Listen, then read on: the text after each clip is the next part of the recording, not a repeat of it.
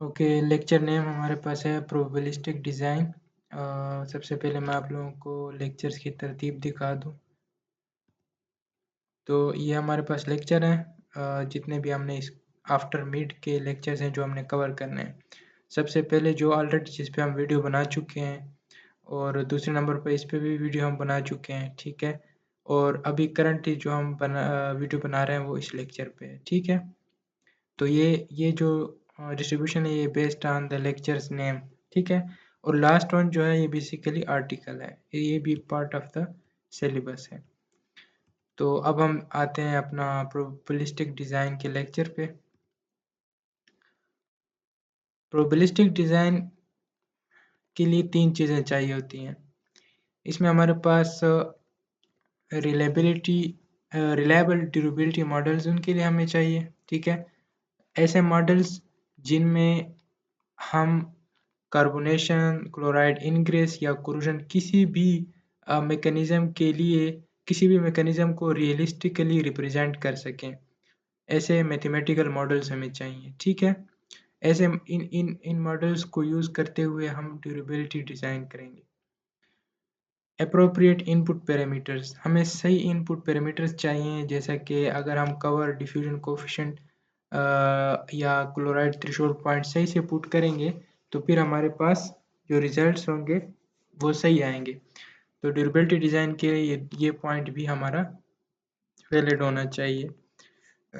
Third point है हमारे पास test methods. तो जैसे कि हम जानते हैं कि हमारे पास जितने भी मॉडल्स हैं वो एक्सपेरिमेंटल डेटा पे डिपेंडेंट हैं, ठीक है। उनको जो प्रॉपर्टीज़ हैं मटेरियल की वो सही से रिप्रेजेंट करने के लिए ना एक्सपेरिमेंट्स की ज़रूरत होती है। एक्सपेरिमेंट्स बेस्ड वैल्यूज़ हमें चाहिए होंगी ड्यूरेबिलिटी डिज़ाइन के लिए। तो नोट में लिखा हुआ है कि विदाउट दीज 3, मतलब ये जो 3 बातें हैं ऊपर की, the probabilistic design is meaningful, ठीक है। हम बेसिकली ड्यूरेबिलिटी का डिज़ाइन प्रोबेबिलिस्टिक वे में कर रहे हैं। तो इसलिए हमें जो मॉडल्स चाहिए ना वो इसके अकॉर्डिंग चाहिए। अच्छा, अब डिफरेंट कोड्स हैं, उनकी डिफरेंट फिलॉसफीज़ हैं। जैसे जापानीज़ कोड है तो वो क्या करता है, प्रिस्क्रिप्टिव अप्रोच पे चलता है, जिसमें हमारे पास वो एक स्पेसिफिक न्यूमेरिकल वैल्यू यूज़ करता है और उसके बेस पे ड्यूरेबिलिटी डिज़ाइन करता है, जो कि हमारे पास ईजी टू यूज़ है बट वो फ्लेक्सिबल नहीं है। अगर हम ISO या फिब मॉडल कोड की बात करें तो उसमें हमारे पास फ्रेमवर्क बेस्ड अप्रोच यूज़ होता है। फ्रेमवर्क बेस्ड अप्रोच हम लिमिट स्टेट के लेक्चर में पढ़ चुके हैं, ठीक है। उनकी स्लाइड्स में फ्रेमवर्क बेस्ड अप्रोच पढ़ा है जो कि टाइम डिपेंडेंट होता है। फ्रेमवर्क बेस्ड अप्रोच बेसिकली ये है कि टाइम डिपेंडेंट होता है, ठीक है। उसमें बताते हैं कि इस टाइम पे कोरोजन हमारी स्टार्ट होनी है और इस तरह आगे बढ़नी है। तो टाइम डिपेंडेंट बेसिकली कोरोजन को लेते हैं। इसमें फिर वो इंजीनियर्स को ये भी कहते हैं कि आप लोग को पब्लिश्ड रिसर्च पेपर्स को भी यूज़ कर सकते हैं प्रोबेबिलिस्टिक ड्यूरेबिलिटी डिज़ाइन के लिए।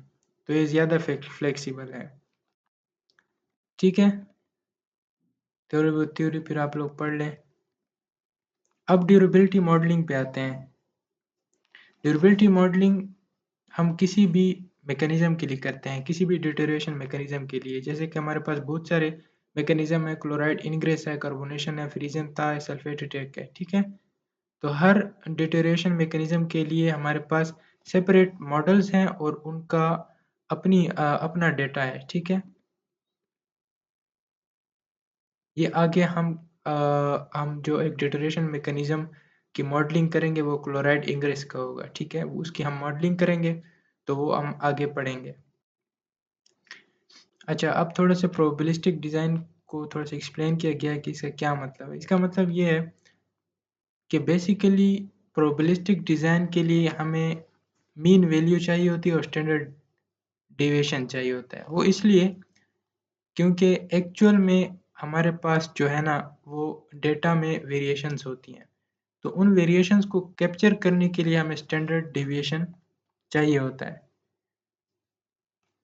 तो क्योंकि एक्चुअल में हमारे पास हमें नहीं पता होता कि अपना कोरोजन कब इनिशिएट होगी, तो उसकी जो इनिशिएशन टाइम है उसमें बहुत सारी वेरिएबिलिटी होती है। उस वेरिएबिलिटी को कैच करने के लिए हम प्रोबेबिलिस्टिक डिज़ाइन की तरफ जाते हैं। ठीक है, अब जैसे कि हमारे पास बहुत सारे लिमिट स्टेट हैं। सब फर्स्ट लिमिट स्टेट है डीपेसिवेशन ऑफ रेनफोर्समेंट, दूसरा है फॉर्मेशन ऑफ क्रैक, तीसरा है स्पॉलिंग ऑफ कंक्रीट कवर। ठीक है, with the passage of time हमारे पास डिटेरिएशन स्टार्ट होती है। तो सबसे पहले जो है ना, ये डिपेसिवेशन स्टार्ट होती है रेनफोर्समेंट की, तो फर्स्ट लिमिट स्टेट है। हम कभी कभी इस लिमिट स्टेट के अगेंस्ट भी डिज़ाइन करते हैं, कभी दूसरे के अगेंस्ट डिज़ाइन करते हैं, कभी तीसरे के अगेंस्ट। ठीक है, हर लिमिट स्टेट के अगेंस्ट हम डिज़ाइन कर सकते हैं। तो हर लिमिट स्टेट के अगेंस्ट अगर हम डिज़ाइन करते हैं तो उसके लिए फिर हमें एक टारगेट रिलेबिलिटी हमें डिसाइड करना होगा।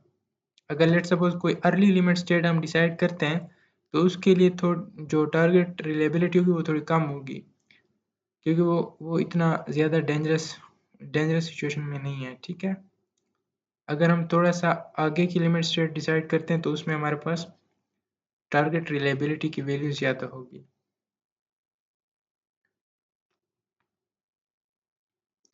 अच्छा, थोड़ा सा मैं यहाँ पे आपको ये ये वाला फिगर भी दिखा दूँ। इस फिगर में आप देख सकते हैं, अगर हम लिमिट सेट 1 में है तो उसमें हमारे पास जो टारगेट रिलायबिलिटी है वो कम है, और जितना आगे बढ़ने में ज़्यादा है। इसका रीज़न ये है कि हमारे पास जितना डैमेज सीवियर होता जा रहा है उतनी ज़्यादा हमें रिलायबिलिटी चाहिए। जितनी ज़्यादा रिलायबिलिटी होगी उतना हमारे पास प्रोबेबिलिटी ऑफ फेल्योर कम होगा। So in most of the cases we want to prevent corrosion initiation within the design life, so we choose the limit state 1। ठीक है, बहुत सारे केसेस में हम क्या करते हैं, हम कहते हैं कि corrosion स्टार्ट ही ना हो, तो हम उसमें फर्स्ट लिमिट स्टेट लेते हैं। तो फर्स्ट लिमिट स्टेट के लिए फिर जो टारगेट रिलायबिलिटी होगी वो हमें लेनी पड़ेगी। ठीक है, आगे क्या है, कन्विक्शन जोन।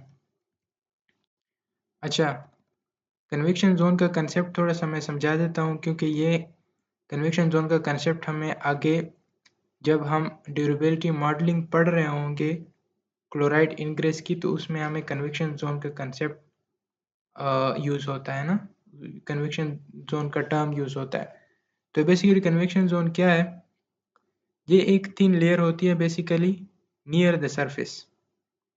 ये हमारे पास कंक्रीट है, इसमें नियर द सरफेस एक थिन लेयर होती है, उसको हम कन्विक्शन जोन कहते हैं। ये 2 से 10 mm की होती है।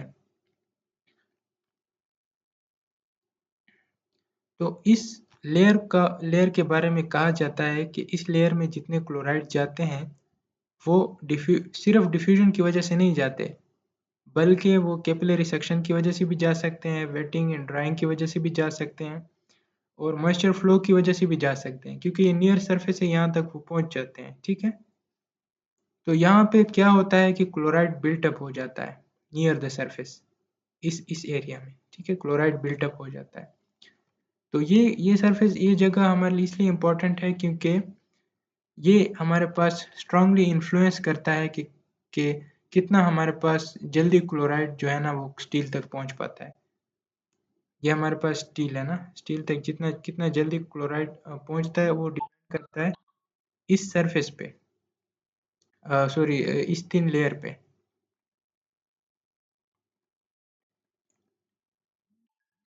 क्या होता है कि मॉडलिंग सिंप्लीफिकेशन के लिए जो फिब बेस्ड मॉडल्स हैं वो वो अपना कन्विक्शन जोन को एक्सप्लिसिटली मॉडल नहीं करते, मतलब वो कन्विक्शन जोन को नहीं लेते। वो क्या कहते हैं कि ये हमारे पास सरफेस ओवरऑल जो है ना, ये सारा सरफेस क्लोराइड कंसंट्रेशन इस सारे को लेते हैं। ठीक है,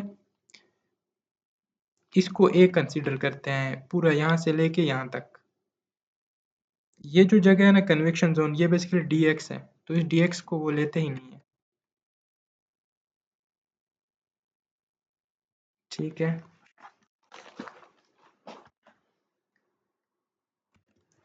अच्छा, तो ये आप लोग के सामने नीचे एक इक्वेशन है। अब जैसा कि आप लोग देख सकते हैं फिब मॉडल क्या कर रहा है कि ये अपना एक्स सी जेड कन्वेक्शन जोन का जो थिन लेयर है उसको क्या कर रहा है, ज़ीरो कर रहा है, इग्नोर कर रहा है। ठीक है, तो तो वो क्या कर रहा है, मॉडल को मज़ीद सिंप्लीफाई करने के लिए कन्वेक्शन जोन को इग्नोर कर रहा है। और जबकि अगर हम लाइफ 360 में देखें तो लाइफ 360 में हम डिफरेंट प्रोफाइल सेलेक्ट करते होते हैं क्लोराइड पेनिट्रेशन के, तो उसमें हम एक्सप्लिसिटली कन्वेक्शन जोन को कंसिडर करते हैं।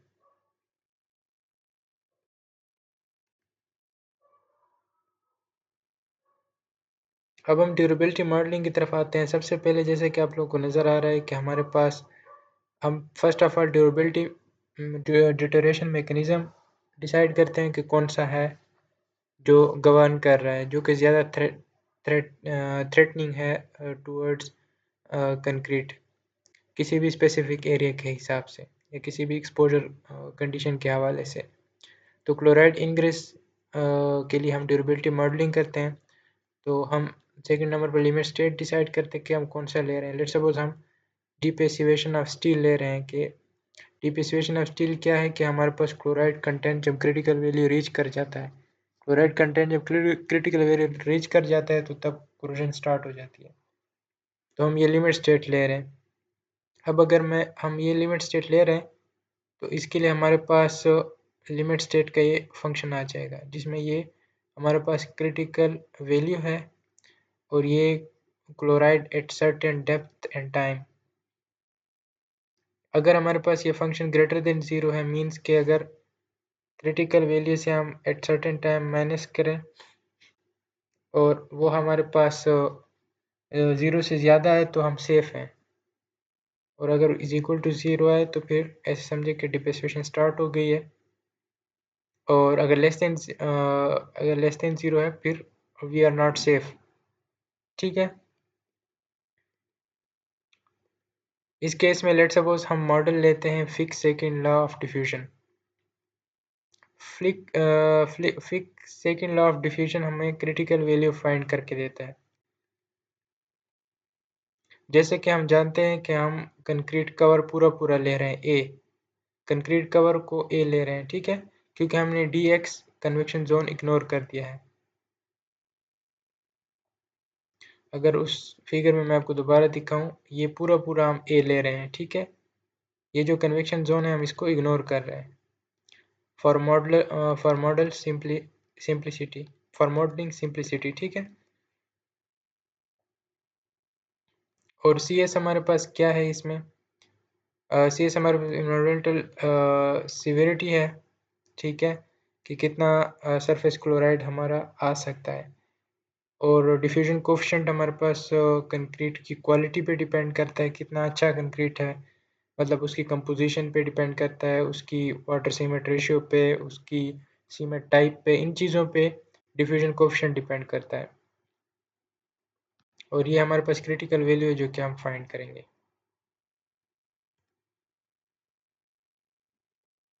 यहाँ पे ये जितने भी इस इक्वेशन में टर्म्स हैं उनका यहाँ पे एक्सप्लेनेशन मीनिंग लिखी हुई है। ठीक है, अब जो एजम्पशंस हमने लिए हैं ना, हमने कन्वेक्शन जोन को इग्नोर किया है। ठीक है, और हम सिर्फ और हम ये भी एज्यूम कर रहे हैं कि क्लोराइड जो ट्रांसपोर्ट हो रहा है वो जस्ट डिफ्यूजन से ट्रांसपोर्ट हो रहा है। कोई भी क्लोराइड जो है ना वो कैपिलरी सेक्शन या मॉइस्चर फ्लो या किसी भी और मैकेनिज्म से हमारे पास उस क्लोराइड की इंग्रेस नहीं हो रही, जस्ट डिफ्यूजन से हमारे पास क्लोराइड ट्रांसपोर्ट हो रहा है। और डिफ्यूजन कोफिशिएंट को हम एक इक्विवेलेंट एवरेज वैल्यू लेते हैं। ठीक है, एक लेट्स सपोज एक कांस्टेंट वैल्यू के तौर पे, बट इन रियलिटी वो कांस्टेंट नहीं होती। ठीक है, क्योंकि ये जो डिफ्यूजन कोफिशिएंट है ये चेंज होता है विद द टाइम। अब मॉडल क्या करता है, मॉडल थोड़ी सी to partially capture the reality, थोड़ी बहुत रियलिटी को कैप्चर करने के लिए वो क्या करता है, वो इसको टाइम डिपेंडेंट कर देता है। और वो कहता है कि जैसे जैसे टाइम गुजरता जाता है ना, और हाइड्रेशन हाइड्रेशन जैसे जैसे आगे बढ़ती जाती है, तो हमारे पास ये भी चेंज होता जाता है। सो टी नॉट जो है ना, वो बेसिकली हम यूजुअली 28 डेज लेते हैं, तो D A P P 28 days into D apparent 28 into T not 28 आ गया। और टी जो है ना, कोई भी किसी भी टाइम पे आप देखना चाहते हैं एक्सपोजर। और ए क्या है, एजिंग फैक्टर है, वो नॉर्मली हम 0.2 से लेके 0.8 तक लेते हैं। ठीक है। अब जो कुछ एजम्पशंस हमने किए हैं, कि हमने कहा है कि क्लोराइड जो है ना, वो सिर्फ डिफ्यूजन की वजह से अंदर जाता है कंक्रीट के।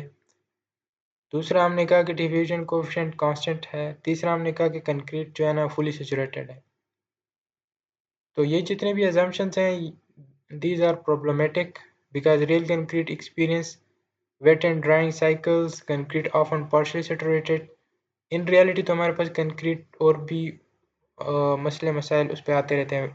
वेटिंग एंड ड्राइंग होती है, उसकी वजह से भी क्लोराइड अंदर जा सकता है, और पार्शियली सैचुरेटेड भी होता है समटाइम।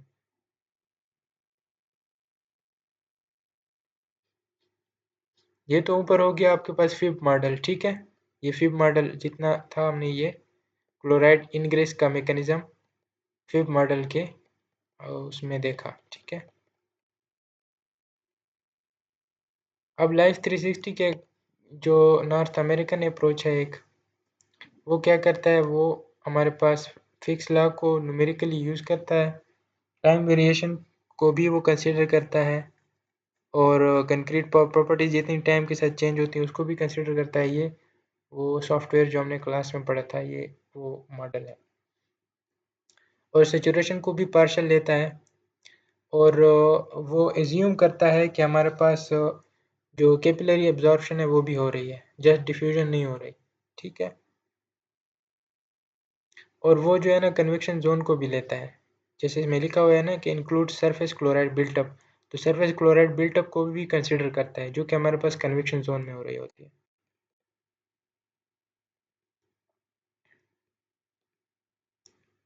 अब यहाँ पे जितने भी ड्यूरेबिलिटी मॉडल्स हैं, जो कि क्लोराइड ड्यूरेबिलिटी मॉडल्स हैं, उनके तीन मेन पैरामीटर्स हैं, डी अपेरेंट, सी एस और सी क्रिटिकल। ये तीन पैरामीटर्स बेसिकली इन मॉडल्स को जो है ना, वो इन मॉडल्स को काफ़ी हद तक इफ़ेक्ट करते हैं। जो डी अपेरेंट है, वो बेसिकली क्या है कि हम बताता है कि कितना फास्ट क्लोराइड जो है ना, वो कंक्रीट के अंदर मूव कर सकता है। और सी एस हमारे पास क्या है, इन्वायरमेंट पे है, कि बाहर का इन्वायरमेंट कितना ज़्यादा एग्रेसिव है। तो इसको आप कह सकते हैं कि इन्वायरमेंटल इफ़ेक्ट, और इसको कह सकते हैं मटेरियल प्रॉपर्टी, ठीक है। D A P P material property, environmental effect. और इसको कह सकते हैं कि ये क्या है, एक क्रिटिकल वैल्यू है। ये बेसिकली स्टील कंक्रीट सिस्टम की एक रेजिस्टेंस है, कि वो कितना रेजिस्ट कर सकता है, उसके बेस पे क्रिटिकल क्लोराइड कंटेंट हम हमारे पास आता है। Diffusion coefficient is not a single value, it is basically constructed or calculated based on the lab measurements and adjusted for experiment and aging। तो डी अपेरेंट जो है, वो बेसिकली हमारे पास एक सिंगल वैल्यू नहीं है, वो कैलकुलेट की जाती है based on lab in measurements या फील्ड टेस्ट्स, ठीक है। तो उसमें हमारे पास ये तीन टर्म्स यूज़ होते हैं लैब अपेरेंट को, सॉरी डी अपेरेंट को फाइंड करने के लिए। तो इसमें हमारे पास मटेरियल कैपेबिलिटी जो कि डी आर सी एम है, वो लैब से आता है। और के जो है ना, वो exposure account for real exposure, मतलब के क्या करता है, इन्वायरमेंट के इफ़ेक्ट्स को कंसीडर करके देता है। इसमें टेम्परेचर वगैरह के बारे में वो बताता है कि अगर लेट्स सो लैब में आप इतना टेम्परेचर ले रहे हो और एक्चुअल फील्ड में इतना है, तो थोड़ा बहुत एडजस्ट करता है लेब की वैल्यूज़ को। और एटी क्या है? एजिंग फैक्टर है। How concrete improves with age? Aging function reduce the diffusion coefficient as concrete gets older. तो आइडियली एजिंग फैक्टर हमारे पास एक्सपेरिमेंटल डेटा से आएगा, बट सम कोड्स जो है ना कुछ रेंज भी देते हैं कि इस रेंज से इस रेंज तक होना चाहिए। जैसे स्टार्ट में हमने पढ़ा था 0.2 से 0.8 कोड्स कुछ रेंज भी सजेस्ट करते हैं। और लाइफ 360 जो है ना वो एजिंग फैक्टर को इन चीज़ों पे भी इन चीज़ों के साथ भी लिंक करता है कि अगर हम फ्लाई एशिया से स्लैग कंटेंट यूज़ कर रहे हैं ना, तो फिर हमारे पास जो एज फैक्टर है वो उसके अकॉर्डिंगली थोड़ा बहुत चेंज भी होता है। क्योंकि वैसे भी हमें कंसेप्ट का पता है कि जो सेकेंडरी सीमेंटिशियस मटेरियल होते हैं जैसे फ्लाई ऐश है और स्लैग है, वो हमारे पास लॉन्ग टर्म ड्यूरेबिलिटी को इम्प्रूव करता है, तो उससे एजिंग फैक्टर थोड़ा बहुत चेंज भी होता है। Surface chloride concentration. अब फिब मॉडल क्या करता है सरफेस क्लोराइड कंसंट्रेशन के लिए? वो एक बीटा डिस्ट्रीब्यूशन लेता है, ठीक है, क्योंकि बीटा डिस्ट्रीब्यूशन में वो क्या करता है कि अपर और लोअर बाउंड वैल्यूज डिसाइड करता है। अगर मैं आपको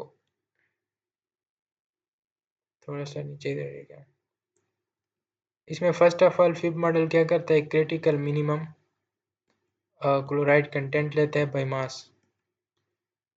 फिर उसका मीन लेता है, उसका स्टैंडर्ड डेविएशन लेता है, ताकि वो जितनी भी अनसर्टेनिटी है कोरोजन इनिशिएशन की वो उसको कंसिडर कर सके, ठीक है। तो ये बेसिकली प्रोबेबिलिस्टिक अप्रोच के लिए जो हमारे पास कंसिडरेशंस होती हैं उनको देखा गया। लाइफ 360 क्या करता है? 0.05 by weight of the concrete लेता है CS, ठीक है। और और अगर वो कहता है कि आप कोरोजन इनहिबिटर यूज़ कर रहे हो ना, तो फिर उसके अकॉर्डिंग अगर आप कितना डोज है, अगर 10 है तो फिर आपका ये इतना हो जाएगा CS, ठीक है। थ्रेशोल्ड क्लोराइड कंटेंट आपका बढ़ जाएगा। देखो थ्रेशोल्ड क्लोराइड कंटेंट आपका बढ़ रहा है जैसे जैसे डोज बढ़ रहा है इनहिबिटर का, ठीक है, क्योंकि इनहिबिटर आपका प्रोटेक्शन प्रोवाइड करता है ना against the chloride in attack. तो ये सिचुएशन होती है उसमें लाइफ 360 में। लाइफ 360 इस जो हम असाइनमेंट किया था उसमें भी हमने इनहिबिटर की वैल्यूज डाली थी। और अगर हम स्टेनलेस स्टील लें तो फिर उस केस में क्रिटिकल क्लोराइड कंटेंट वो कहते हैं कि आप इतना लें, ये लाइफ 360 रिकमेंड करता है, ठीक है, 0.5%, जो कि काफ़ी ज़्यादा बहुत बड़ा थ्रेशोल्ड वैल्यू है, ठीक है, क्योंकि वहाँ पे हम अपना स्टेनलेस स्टील ले रहे हैं।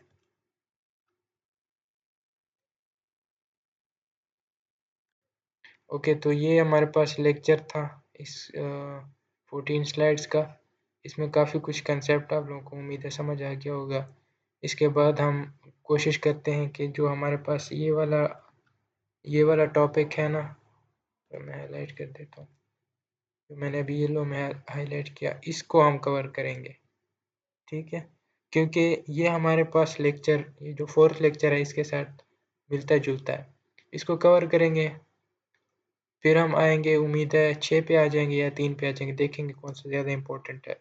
उसके बाद थोड़ी हाई हेलो आर्टिकल के साथ करेंगे, और फिर जो है ना हम अपना बिफोर मिड टर्म के कंटेंट पे आएंगे, और हो सकता है बीच में थोड़ा असाइनमेंट्स को भी टच कर लें।